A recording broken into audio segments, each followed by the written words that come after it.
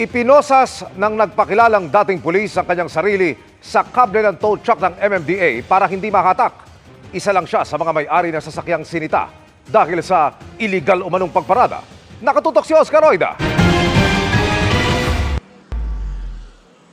Para di tangayin ang kanyang sasakyan. Muna, alam natin yung batas. Ipinosas ng isang nagpakilalang dating pulis ang kanyang sarili sa kable ng tow truck ng MMDA na hahatak dapat sa kanyang AUV.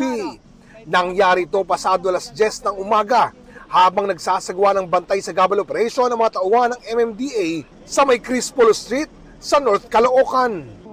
Ayon sa naturang lalaki, wala raw karapatang manghatak ang MMDA sa lugar dahil sakop daw ito ng private subdivision. Tanungin ko muna, pakita yung as basis ng jurisdiction nyo rito. Ito ba ay pag-aari na ba ng City Hall to? Unang-una, wala kang pasabi yung barangay. Sir. Yan din ang daing ng iba pang mga taga roon na nahuli rin dahil umuno sa illegal parking. Dito ako pinanganak eh. Alam ko na ito private. Hindi po, sir. Sabi ko, pakita sa amin kung ito'y na-turn over po sa city government o local government. Pero ayon sa MMDA, maayos daw ang pakikipag-ugnayan sa mga kinaukulan kaugnay ng kanilang operasyon. Dagdag pa nila, public road umano ang Crispolo Street. Sir, itong kahabaan ng kalsadang ito, hindi po ito private. If it's a private road, unang-una sir, pag private road po ito, unang-una dapat gated po ito. Opo. So ngayon, it is turned into an alternate route May being used by public transportation. Tama po ba? Opo. Hirit pa ng MMDA, may reklamo rin daw sa presidential hotline ang naturang lugar sa dami ng mga nagpaparada ng alanganin.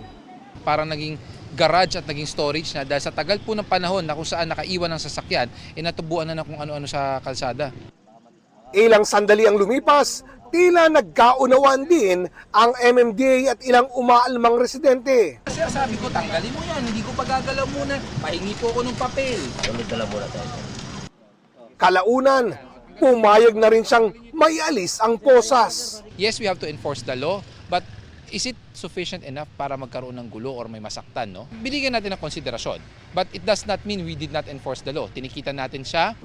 Matapos ang Crispolo Street, sunod na pinasadaan ang Camarin Road sa Caloocan pa rin, kung saan ilang sasakyan ang tinow.